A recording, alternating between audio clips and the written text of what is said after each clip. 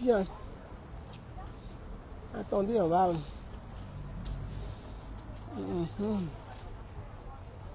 Je suis en train de... ouais. Quand je vais regarder un peu.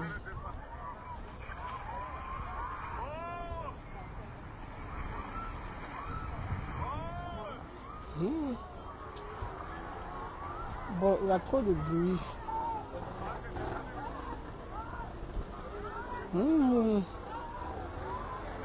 Bon, bref, il y a trop de bruit. Donc, je vais faire comme ça pour qu'on puisse se parler. Comme il y a trop de bruit, je vais faire comme ça pour qu'on puisse se parler. Je vais arrêter cette vidéo. Bonsoir. Aïe, aïe, aïe, aïe, aïe, aïe. Ok, bien. Chers amis, bonsoir. Je ne vais pas parler plus fort. Je voudrais... on ne sait pas quel temps il fait ici. Hein. Un coup, il fait froid. On ne fait pas bien. Un coup, il fait froid. C'est compliqué. Donc, un coup, il fait froid. Voilà, on fait comme ça, puis on s'est parlé. Un coup, il fait froid. Un coup, il fait chaud. On se met, voilà. Un coup, il y a le vent. On est dans un temps un peu bizarre, là. Vraiment, ça n'arrange pas trop les gens. Et puis, ça fait qu'on a l'impression que tu as le palu façon. Là. Voilà. Donc, mes amis, je me positionne bien, voilà, comme ça, puis on va se parler. J'ai fait une publication sur ma page. D'abord, Lamine, salut à toi, cher frère. J'ai fait une publication sur ma page pour vous parler du réseau. J'ai le temps là, moi je parle, voilà. Pour vous parler du réseau des trafiquants, enfin des voleurs dans le métro parisien. Voilà. Les voleurs dans le métro parisien qui ont été un réseau, un gros réseau, un grand réseau, comme l'a dit la police, de 17 voleurs dans le métro parisien qui a été démantelé par la police française. Malheureusement pour nous, selon la police française, malheureusement pour nous, ces 17 seraient des Ivoiriens, d'origine ivoirienne. Moi je dis seraient, parce que je mets toujours au conditionnel, hein, donc... et c'est important de mettre ça au conditionnel. Parce que c'est 17 gangs. Voilà, moi je vais dire ça comme ça parce que je n'ai aucune compassion pour ce genre de personnes. Alors là, ne comptez même pas sur moi pour avoir de la compassion pour eux. Ces 17 voleurs dans le métro parisien seraient des Ivoiriens. Des deux, voyez-vous, comme je vous ai dit, je n'ai aucune compassion pour ce genre de personnes. Je n'ai aucune pitié pour eux. Parce que quand tu n'as jamais été volé dans le métro, là, quand on n'a jamais volé tes affaires, on n'a jamais pris ton sac, ou bien ton téléphone, ton portefeuille, tes papiers, ta carte bleue, c'est là que tu vas t'asseoir pour dire, ah, ce sont les Africains, et comme je suis ivoirienne, et que c'est des Ivoiriens, j'ai de la compassion pour eux. Alors moi, je n'ai aucune compassion pour les voyous. Les bandits, les salopards, comme je dis, je n'ai aucune compassion pour eux. Parce que tu ne peux pas quitter ton pays d'origine, traverser le désert, le Sahara, le Sahel, la mer, la Méditerranée, venir échouer sur des plages européennes ou devenir voleur dans le métro parisien. Tu ne peux pas prendre 4 millions, 5 millions. D'autres vont jusqu'à vendre les terres. Ça veut dire que les terres de leurs propres parents, leur propre héritage, vendent maison de leurs parents, vendent les boutiques de leurs parents, vendent la voiture de leur père ou de leur mère, ou dire ils viennent se chercher en Europe. Et puis arriver ici, toi tu vas devenir pickpocket, voleur dans le métro. Mais il fallait rester à Djamé. Il fallait rester à Djamé. Mon frère, il fallait même rester à Djamé. Il fallait rester à Djamé. Tu n'as même pas besoin, ça y est, de venir voler, venir en France pour venir vélo dans le métro. Il fallait rester à Djamé. À Djamé, là, liberté, là, il fallait voler là-bas. Il fallait même rester là-bas pour créer ta société de voleurs. Tu traverses tout le Sahara, tout ce désert-là. On viole certains même dans le désert. On transforme des hommes en femmes dans le désert. On les viole là-bas. Tu arrives ici, tu deviens voleur dans le métro. Tu as vendu la terre de tes parents là pour devenir voleur dans le métro parisien. Tu as vendu la maison de ta maman ou de ton papa pour devenir voleur dans le métro parisien. Tu as vendu la voiture. C'est-à-dire que l'héritage même, là, les gens ont pris crédit pour toi. Pour devenir voleur dans le métro parisien. Jusqu'à 17 Ivoiriens. Dans ce moment où l'immigration est au cœur de tous les débats politiques, l'immigration est un enjeu mondial. Où tout le monde parle, chaque pays réfléchit comment il va gérer les migrants sur son territoire. Comment il va limiter même les migrants sur son territoire. Comment il va contrôler les migrants sur son territoire. Vous là, c'est le nom de la Côte d'Ivoire que vous allez venir mettre devant. Pourquoi vous faites ça? Pourquoi vous faites ça? La dernière fois, c'était qui? Un mineur isolé, on dit, en Haute-Savoie. On prend un mineur isolé, en Haute-Savoie, un mineur isolé. Tu prends un couteau, tu t'en vas poignarder.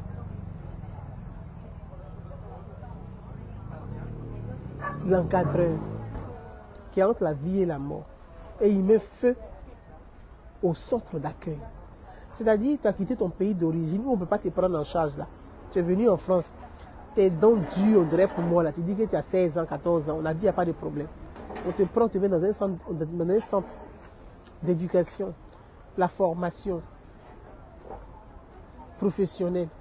Tu trouves le moyen d'aller poignarder le formateur, jusqu'à aller mettre feu au centre de rétention.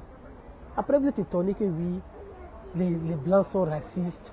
Les Blancs, mais les Blancs ne sont pas racistes. Les salopards, ils n'en veulent plus sur leur territoire, c'est tout. Moi-même qui suis assis ici, je n'accepte pas qu'un connard vienne dans mon pays pour foutre le désordre. Je n'accepterai pas ça. Non, je n'accepterai pas ça. Quand tu viens, quand tu es un étranger, là, c'est que tu es venu te chercher. Mais si c'est pour venir foutre le désordre, tu restes dans ton pays. Tu ne viens pas chez les gens. C'est quoi ce genre de comportement-là? C'est vous tous les jours. Et ce n'est pas que Ivoiriens. C'est les Africains. C'est les Maghrébins, c'est les Algériens, c'est les Marocains, c'est les Tunisiens. Et chacun a son pays d'origine. Vos différents dirigeants ne peuvent pas vous prendre en charge. Vous venez ici, faites pitié. On vous prend en charge, alors vous foutez le bordel. Donc ça démontre en réalité que ce n'est pas vos dirigeants le problème, c'est vous-même le problème. Parce que quand tu quittes un pays, tu viens chercher l'asile. Tu dis, oui, dans mon pays, je suis maltraité, il n'y a pas de réforme, les autorités ne nous prennent pas en charge, les présidents détournent l'argent, les ministres détournent l'argent. Tout le monde fait ça. Mais toi-même, ton comportement n'est pas adapté à vivre en société. Si dans ton pays d'origine, les dirigeants ne te prennent pas en charge, que tu viens en France, où on te prend en charge, regarde le comportement que tu as. Donc en réalité, qui est le problème? Donc on peut tirer rapidement la conclusion que le vrai problème là, c'est une question d'éducation. C'est parce que vous n'êtes pas éduqué que votre dirigeant se fout de vous. Parce que si vous êtes éduqué là, à la citoyenneté là, au respect des règles, des droits là, votre dirigeant même, ils vont s'éduquer eux-mêmes. Mais parce qu'ils savent que vous n'êtes pas éduqué, donc on s'en fout de vous. En France, vous venez vous chercher ici, on vous donne l'aide médicale d'État, on vous accompagne, on trouve des centres de rétention, on vous met, du moins des centres d'accompagnement, on vous met là-bas, on vous trouve des formations, on dit allez-y faire une formation. On vous donne tous les moyens afin de vous intégrer et même de vous installer et d'être fier de vous-même, de vous recréer. On vous donne une deuxième chance. Vous trouvez le moyen de foutre le désordre. Rass Diarra, merci. Elle me dit bonsoir madame, vous faites bien de parler de ce fléau. Oui, j'ai travaillé à la gare du Nord et j'ai honte. Voilà. On va lire le commentaire de notre sœur ou notre frère Rass Diarra. Bonsoir madame, vous faites bien de parler de ce fléau. Oui, j'ai travaillé à la gare du Nord et j'ai honte de confirmer cela.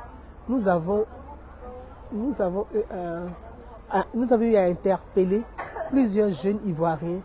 Comme ça, c'est vrai. C'est terrible. Hein? Merci pour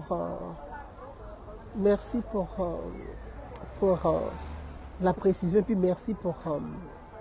j'ai même pas de mots. Je suis tellement dépassée même que j'ai même pas de mots. Je suis tellement dépassée que j'ai même pas de mots. C'est malheureux. C'est malheureux. C'est malheureux.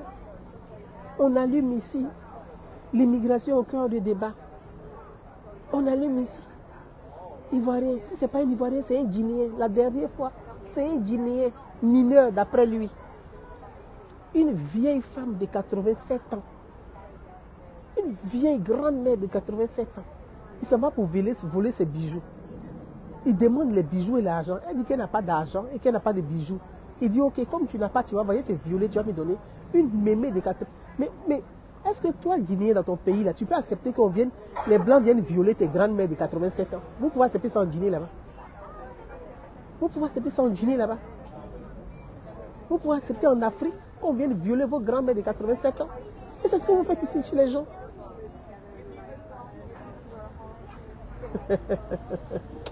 Oh, les Ivoiriens. Comment on parle de... Tu vois, voilà vos problèmes là. Serge Aïpo Billon. Pour la DG du Gré, bonsoir. Mais je suis assise au Gré. Là, je suis assise au Gré. Donc, là, je suis en train de parler sérieux. Il ne faut pas me distraire. Vous les Ivoiriens, il ne faut pas me distraire. Vos bêtises que vos frères font, ça, ils parlent. C'est pas correct ce qu'ils font. Allez violer la mamie là. C'est incroyable. Il y a un autre. Il a violé une mamie. Pourquoi vous faites ça? Pourquoi vous faites ça? Ici là, que les Sroaka fassent leurs choses là. Mais nous on n'a qu'à rester à l'écart de ça. Notre nom va être mêlé autour. Et puis quand c'est comme ça, les Sroaka là, ils viennent là, ils font comme si c'est eux qui sont mieux que nous. Maintenant, dans France ici, là, vous êtes sûr que vous avez un réseau. Et ce n'est pas une question de dire que non, les gens sont racistes. Hein, non, la police vous a suivi. Pas à pas. Ils ont fait exprès, puis ils vous ont laissé faire. Et ce sont des touristes que vous voulez. Dans les transports. Donc ça veut dire aujourd'hui, là, il y a des Ivoiriens, il y a des Africains qui sont sérieux, qui gourouillent, comme on dit ici. Parce que ici, là, tout le monde n'a pas bogo. Tout le monde n'a pas bogo. Il y a des gens là, ils viennent ici, ils n'ont pas bogo. Ils se cherchent, ils quêtent, ils font leur jossi. Pour gagner pour eux, pour manger. Mais à cause de vous aujourd'hui, là, on va commencer à fouiller dans les transports en commun, dans les métros, contrôle sur contrôle. Donc ceux qui vont travailler tranquillement, là, on va les serrer. À cause des salopards comme vous. Parce que vous mettez les autres, vous mettez votre propre communauté en danger. Vous salissez l'image de la communauté africaine. C'est ce que vous faites. Donc quand on va commencer à dire contrôle dans les transports, là, montrez vos pièces d'identité. Ceux qui n'ont pas les sont coincés. Maintenant, ils vont commencer à faire des rafles. Parce que là, il y a les JO. Et puis, le taux, vous savez que l'insécurité, là, les indices sont élevés. Donc, aujourd'hui, là, ils sont en train de contrôler durement. Donc, vos frères qui n'ont pas servi, là, ils vont avoir des problèmes. Pourtant, ceux-là, ils n'ont aucun problème avec quelqu'un. Ce sont des gens honnêtes. Mais vous les mettez dans des difficultés. Votre soeur qui font Jossi, là, c'est que garde d'enfants, là, les royautés ne vont avoir peur d'eux. On dit, parce qu'il y a des filles ivoiriennes ici, en France, ici, là. Oui, vous savez ça très bien. Quand elles vont travailler chez les personnes âgées là, elles vont voler leur chèque. Vous savez ça, je le dis, on se connaît ici. Celui qui discute, il dépose son nom sur la toile. C'est pas correct. Je dis, celui qui discute, il dépose son nom sur la toile. C'est pas correct. Parce que moi, j'ai les preuves de ça. Il faut arrêter ça. Quand on voit le fichier là, tu te dis, mais c'est quoi ça? Votre nom est nyakan, flanquant dessus. Vous partez faire garde d'enfant. Pardon, attendez, j'en ai dit. Oui, pardon, top moi. Hop là. Vous partez faire garde d'enfant. Vous m'agassez. Vous partez faire une personne âgée. Vous m'agassez. Vous m'agassez. Truc de mamie là. Vous m'agassez ça. Est-ce que c'est normal? Est-ce que c'est sérieux? Donc demain, là, quand on va entendre, 17, il y a un réseau de 17,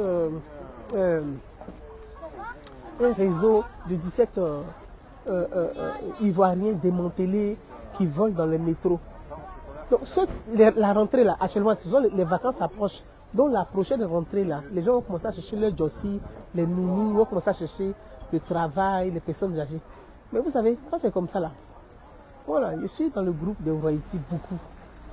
Ce sont mes amis. Et puis délégués des parents d'élèves, conseil d'administration, Donc il y a des choses qui se disent là, vous ne pouvez pas imaginer. Soma national, plein de bis, merci pour les 200 étoiles ma chérie. Merci beaucoup ma soeur. Il y a la rentrée là, pour commencer à chercher garde d'enfants là. Nous on est venus en France, on a fait garde d'enfants. Moi j'ai fait garde d'enfants à Boulogne, à Marcel Samba, à Boulogne, à Saint-Cloud, à Vaucresson. Donc nous on connaît. On a fait garde d'enfants dans ce pays, on a fait personne aller dans ce pays là, on connaît. Donc la garde d'enfants là, la période va s'ouvrir bientôt. Les gens commencent à faire des entretiens pour recruter leurs nounous avant de partir en vacances. Mais le comportement des 17 là, oui, vous savez que les Ivoiriens sont des pickpockets. Donc vous gâtez le nom des Ivoiriens. Il faut arrêter ça. Et puis nous-mêmes, on a qu'à dire à nos frères, on a qu'à arrêter ça. On les voit à Château d'Eau, ils sont remplis là-bas. On les voit à Strasbourg, Saint-Denis, ils sont remplis là-bas. Il y a des gens là-bas qui font leur job, qui travaillent sérieusement pour gagner leur croûte.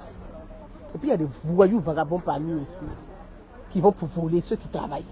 C'est pas correct. C'est pas sérieux. Regardez, on est en pleine campagne électorale en France ici. Tout en train de se redessiner. Et puis c'est votre nom là, vous déposez. Maintenant, on va nous regarder. Moi-même, il y a honte. Ah! Moi, il y a grande gueule comme ça. On dit, mais tu sais que tes compatriotes qui volent dans le métro, la honte est sur moi comme ça. Bah, jusqu'à même mes yeux, mais j'ai insomnie. Et puis c'est quoi ça là encore? Arrêtez ça. Hein? Arrêtez ça. Si vous pensez que ici là, c'est pour voler, répartir au pays. Et puis ça tombe très bien, je vais vous dire. Hein. Vous êtes quitté jusqu'à Abidjan pour venir voler dans le métro ici là. Voilà à faire des francs là. Oh, lago. Mes yeux ont migraté partout. Balou, je t'embrasse ma soeur. Vous êtes quitté jusqu'à Abidjan pour venir voler dans le métro ici. C'est ça? Ça tombe bien. Rapatriez-les tous sans discussion. Rapatriez-les. Même pas un va rester. Rapatriez-les, ça tombe bien. Il y a un métro à Abidjan. Ils vont aller, comme c'est leur métier pour voler dans le métro là. Il y a un métro à Abidjan. Ils vont aller inaugurer là-bas, dans leur pays d'origine. Et puis ils vont voler là-bas. Là, quand on les attrape là, ils sont à la marque à leurs parents, on va leur donner à manger directement. Oui, oui, parce qu'ils ne vont pas aller en prison ici en France pour être sur la charge des Français. Les Français que vous avez volés encore là. Et ils vont payer encore impôts pour vous nourrir dans les prisons. Rapatriez-les. Quand vous allez les ramasser en lot pour les emmener là, on va se respecter dans ce pays-là. Comme ils sont quittés à Abidjan pour venir voler ici, les 17 là, franchement, délivrez tout ce qu'il faut délivrer pour les amener très vite, loin de ce pays. Nous-mêmes les Ivoiriens, on vous dit les 17, hein, ramenez-les tout. Comme ils disent, ils sont Ivoiriens, on ne peut pas les ramener là-bas. Il y a un métro en Côte d'Ivoire, leur métier c'est voler dans le métro, ils vont aller voler en Côte d'Ivoire dans leur pays d'origine. C'est mieux. Vous allez aller voler là-bas. Comme ça, au moins, vous êtes chez vous. Ne volez pas chez les gens, volez chez vous. Allez là-bas pour voler. Allez pour voler là-bas. Il y a un métro à Abidjan. Donc, allez voler dans le métro là en même temps là-bas. Comme ça, vous restez chez vous. Vous là, vos parents se sont sacrifiés. Ils ont vendu leurs biens pour vous emmener en Europe. Vous avez décidé, c'est que pour remercier vos parents là, c'est de venir voler. Voler dans le métro. Donc, on va vous prendre comme colis, faire le paquet, ramener à vos parents pour dire, vos enfants là, ils ont appris à voler. Donc, leur métier qu'ils ont réussi en Europe là, en France là, c'est voleur. On vous les ramène ici, il y a un métro en France, à Abidjan. Ils vont voler dans le métro ivoirien. C'est la même chose la dernière fois. Je n'ai pas voulu me mêler des problèmes par rapport à des jeunes Ivoiriens qui étaient dans un centre de rétention. Il y a eu beaucoup d'amalgame autour de la chose où beaucoup de personnes se sont exprimées. Je n'ai pas voulu parler. Mais vous savez, je vais vous dire une chose et je vais en profiter juste pour conclure là-dessus parce que je ne vais pas rester longtemps. Je suis venu prendre un verre pour me désaltérer. Voilà. Donc, je n'ai pas envie d'être tué là.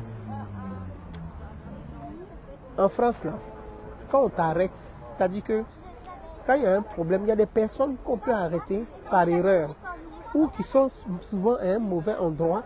Il y a un problème qui se pose. Quand la police arrive, on ramasse tout le monde, malheureusement. Ou bien dans un bar, ou bien dans des bagarres, ou bien dans les palabres. Il y a des choses comme ça. Donc, quand tu sais que tu n'as pas CB là, là où il y a palabre, il faut éviter. Oh, l'Ivoirien là, ils n'ont pas CB, mais c'est eux qui aiment maquiller en France ici. Ils ont quitté à Yopougon pour venir en France pour transformer ici, chercher Yopougon. Ils sont quittés en Côte d'Ivoire pour venir en France et cherchent maquis le pougon. Donc, généralement, dans les maquis, il y a toujours des palas. Parce que autour de l'alcool, tout le monde est excité. Tout le monde est surexcité. Et puis, les palas peuvent commencer. Donc, quand tu n'as pas papier, quand tu n'as pas CB, il faut éviter les lieux où il y a beaucoup d'attroupements. Parce que les lieux où il y a beaucoup d'attroupements, il y a toujours problème qui sort de là. Donc, nous, quand on est venu en France, on n'est pas venu en France, on est venu en France avec nos visas. Parce que nous sommes venus avec visa, on a pris avion, puis on est arrivé ici. Hein. Oui, on est venu ici avec visa. Mais malgré qu'on est venu avec visa, on avait les visas de 1 mois, 3 mois là. On évitait les lieux où il y a beaucoup d'attroupements. Et puis quand on est resté par circonstance en France, parce que moi, ça n'a pas été mon choix de rester en France. Je suis resté en France parce qu'en Côte d'Ivoire, dans mon pays, l'aéroport était fermé. Je suis venu en France en 2001. C'est comme ça que je suis resté en France. Pour preuve là, je n'ai jamais demandé asile politique. Oh, je suis venu en France au moment où l'aéroport de mon pays était en guerre. Je pouvais dire que je veux papier vite. Je dis non. Je dis moi, je suis ivoirien, je suis venu ici avec mon visa. Je ne demande pas asile. Les gens faisaient leur CB. Je dis, il ne fait pas ça. Il y a pour moi, carrément. Je dis, ça, c'est un autre débat. Donc, mais malgré ça là, même pour aller frauder, même train là, je n'ai jamais fraudé train, je n'aime pas ça. Je n'ai jamais fraudé train. Parce que tu te dis que souvent, tu n'as pas jeton. Parce que tu n'as pas CB là. Tu peux josser à un CB de quelqu'un, la personne va prendre le jeton, va d'abattre ça. Toi-même, tu n'as pas. Pourtant, tu as jossi, hein, la personne va d'abattre même le jeu. Donc, tu as petit, tu vas envoyer un peu à tes parents, il va te rester un peu. Ici, là, chacun a son histoire. Je mets de côté. Mais jamais je n'ai fraudé le train. Ma tante, paix à son âme. Quand je suis arrivé dans ce pays-là, elle dit, ma fille, il ne faut jamais frauder le train. Je n'ai jamais fraudé le train. Vous avez compris? Je n'ai jamais. Oh, Koné Ismaël, je t'embrasse. Merci, j'embrasse tous les Ivoiriens du côté du Gabon. Et vous tous les Gabonais qui me suivent, je vous embrasse. Plein de bisous. Moi aussi, je vous embrasse depuis la France. Bisous. Et donc, moi, je n'ai jamais fraudé. Donc, quand tu n'as pas CB, il faut éviter de faire des choses où la police peut arriver et puis tu vas avoir problème. Maintenant, quand la police arrive là, quand on vous prend là, on ne vous amène pas directement dans un centre de rétention. D'abord, on vous amène au poste de police ou au poste de gendarmerie. Arrivé au poste de police, au poste de gendarmerie, on va vous interroger. Donc, on va faire votre PV. C'est en fonction de ce que vous allez dire à l'agent de police qui va vous entendre, qui va vous écouter. Donc, le PV, on va vous poser la question, vous êtes d'où? Vous venez d'où? Quel est votre âge? Maintenant, quand ils vont, ce que vous oubliez là, aujourd'hui là, avec les empreintes, on peut savoir d'où tu viens, où tu es quitté et d'où tu es parti. Avec vos réseaux sociaux, on a les informations sur vous. Donc les gens pensent qu'ils sont cachés. Tu mens à un policier, il découvre qui tu es. Il prend juste ton numéro de téléphone, il peut retracer et puis il sait où tu es quitté. Là où tu lances tes coups de fil, il sait que tu es de tel pays, tu es de tel pays, tu es de tel pays. Je viendrai en long et en large dessus pour vous expliquer. Comme je vous l'ai dit, je n'ai pas assez de temps. Je vais limiter ma conversation. De deux, donc la police va vous interroger, donner des informations sur vous. Il y a des gens qui sont arrivés souvent par l'Italie, par l'Espagne, par le Portugal, par d'autres pays européens. Quand vous arrivez, on va vous prendre en charge. Donc, on va vous soigner d'abord. On va vous consulter. À la consultation, on a des informations sur toi et sur ta vie. On a tes données.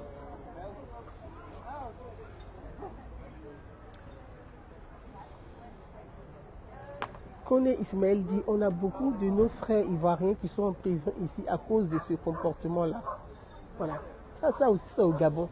Même au Gabon, ils font ça là-bas encore. Et ça, c'est quoi ça là? C'est quel comportement? Ça, c'est une question d'éducation. Merci, Koné Ismaël. Donc, je disais que on a les informations. Donc, quand on vous amène au poste de police, on va retracer votre parcours. Aujourd'hui, les réseaux sociaux, c'est le plus grand service de renseignement mondial. Les réseaux sociaux, les réseaux sont les plus grands services de renseignement. Donc, tu ne peux rien cacher. Si on veut savoir qui tu es, on sait qui tu es. Via même ta page Facebook, ton compte TikTok, via même WhatsApp, on sait qui tu es. Rien n'est caché. Même si tu fais avatar, on va savoir qui tu es. Donc quand la police te prend, elle a les informations sur toi d'abord. Et puis elle va t'interroger pour confronter. Si tu es quelqu'un de vrai, d'honnête, si tu dis la vérité, ils vont confronter les informations qu'elle-même est là et ce que tu vas donner. Donc à partir de cet instant, la police sait que soit tu es ivoirien, soit tu es camerounais, soit tu es gabonais, soit tu es burkinabé, soit tu es ci, soit tu es ça. On sait ta nationalité. Donc on va aller maintenant, quand la police finit de faire ça, ils font finir de faire le PV, ils vont demander d'abord au préfet. Donc ils vont envoyer ça au juge. C'est le juge qui va délivrer le mandat qui t'emmène au centre de rétention. Parce que le préfet, lui, il émet. Le préfet te dit, tu dois quitter le territoire. Donc on dit QTF. Tu dois quitter le territoire. Donc le préfet, il prend la décision que tu quittes le territoire. Je vous explique. Mano de Wassolo, je t'embrasse, salut mon frère. Donc, la police maintenant, quand elle transmet toutes ces informations à la justice, le procureur de la République délivre le mandat pour dire, ok, emmenez-le au centre de rétention le temps que les autorités de son pays puissent délivrer le laisser-passer. Parce que si tu n'as pas de passeport, donc si tu n'as pas de passeport, on demande aux autorités de ton pays de délivrer un laisser-passer. Sinon, si tu as un passeport là, on te renvoie directement dans ton pays. Tu es venu ici pour foutre des ordres. Quand tu viens à l'aventure, tu viens te chercher. Et quand tu viens ici, tu fous le désordre. Donc, quand tu arrives au centre de rétention, si tu n'as pas de passeport, le préfet, le juge vont transmettre tous les documents au ministère de l'Intérieur. Le ministère de l'Intérieur va transmettre au Quai d'Orsay. Parce que les gens confondent, on ne saisit pas directement le consulat de Côte d'Ivoire comme ça. Le consulat de Côte d'Ivoire dépend du ministère des Affaires étrangères.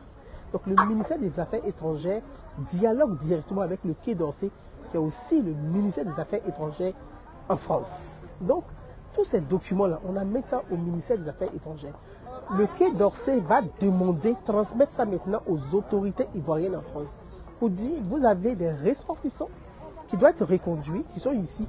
Voilà les éléments, voilà les éléments, voilà les éléments. Voilà les informations qu'ils ont données. Ils disent qu'ils sont ivoiriens. Donc, vous devez, étant donné que la Côte d'Ivoire a des accords, a signé des accords bilatéraux avec la France, avec l'Europe, on demande maintenant aux autorités ivoiriennes, voilà les preuves. Ils ont signé, ils ont reconnu qu'ils sont ivoiriens. Donc, les autorités ivoiriennes sont dans l'obligation de délivrer, de laisser passer, parce que vous avez dit que vous êtes ivoirien et il y a des preuves qui démontrent que vous êtes ivoirien. Si les autorités ivoiriennes ont des doutes, on va dire, ah, on va les attendre. On va les attendre pour savoir, parce que vraiment pour vérifier. Mais vous dites que vous êtes ivoirien, vous avez signé, vous avez donné les preuves, vous avez donné les éléments. Les autorités ivoiriennes doivent délivrer le laisser-passer, parce que vous dites que vous êtes ivoirien. Donc j'entends les gens dire, oui, le consul, je ne suis pas là pour défendre quelqu'un. Parce que les autorités ivoiriennes, ils ont leur direction de communication. Ils ont leurs médias de communication. Ce n'est pas moi qui est là pour te défendre. Mais j'apporte une information pour que les Ivoiriens puissent entendre. Parce qu'il ne faut pas que les gens vont colporter. Ah oui, elle est là pour défendre les autorités ivoiriennes. Elle fait ceci. Je ne défends personne. Je donne des informations vraies. Pour vous dire, il ne faut pas mentir. Il ne faut pas faire de l'amalgame. Il ne faut pas faire de propagande. Les autorités ivoiriennes, une fois que vous dites que vous êtes ivoirien, d'abord vous êtes entendu par la police. C'est le PV qu'on amène au tribunal, au procureur de la République, le préfet, le ministère de l'Intérieur, le Quai d'Orsay et ensuite, maintenant la Côte d'Ivoire, si vous n'avez pas de passeport.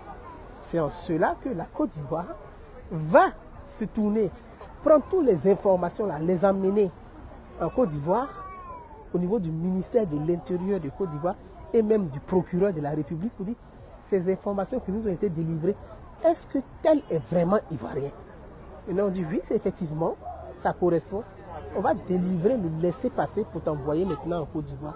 Donc j'entends les gens dire, oui, on nous a amenés ici, là, nous sommes que ici, ah, nous sommes que les temps de telle ethnie, que les autorités ivoiriennes, que le consul là, il a délivré le laisser-passer pour nous chasser.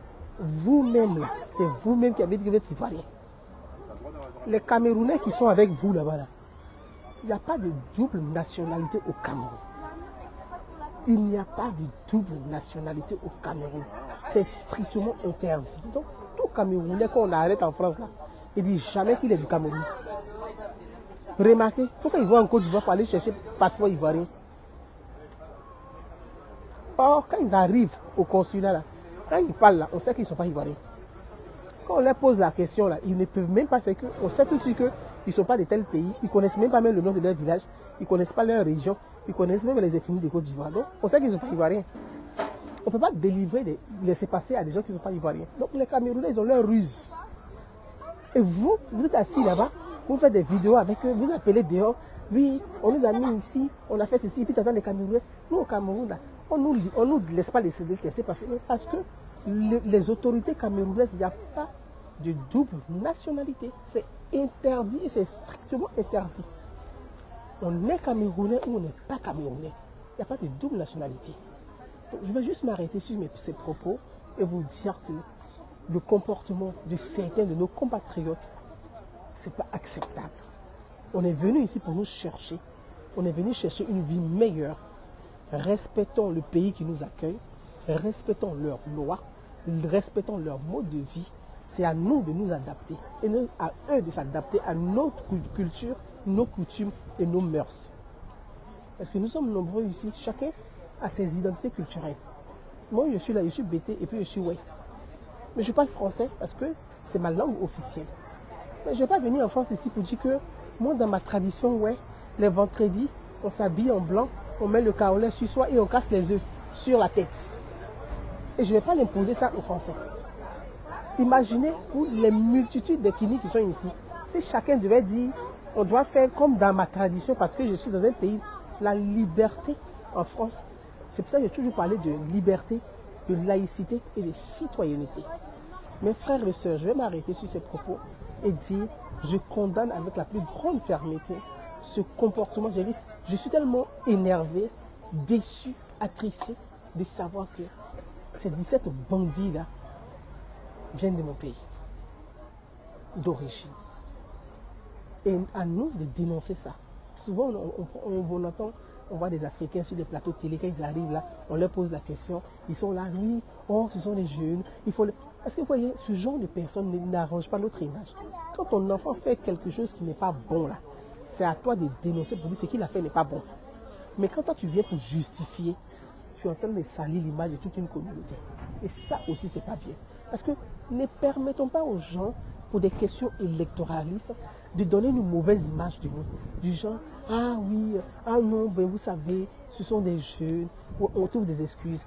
Parce que son père a divorcé avec sa mère, ah, c'est parce qu'il a tel problème, et c'est parce qu'il y a patati. Nous tous, on a eu des problèmes dans notre enfance. Ce n'est pas pour autant que nous sommes des monstres. Donc on ne peut pas justifier la délinquance. C'est une question d'éducation. Et il faut que ça s'arrête. Très belle soirée à chacun. Est-ce que je peux dire soir? Je ne sais pas, il est quelle heure chez vous. Mais chez nous, en France, en tout cas, il y a du vent, il est 18h, donc on va dire soirée. Et puis je vous dis à très très bientôt pour d'autres sujets. Je vous embrasse tous. Dominique Yabache s'embrasse. Plein de bisous. Ismaël, connaît Ismaël. Merci à toi. J'embrasse tout le monde, plein de bisous. J'embrasse le Gabon, le Cameroun, le Burkina, la Côte d'Ivoire, la France, les États-Unis, la Chine. J'embrasse tout le monde. Je vous dis à très très bientôt.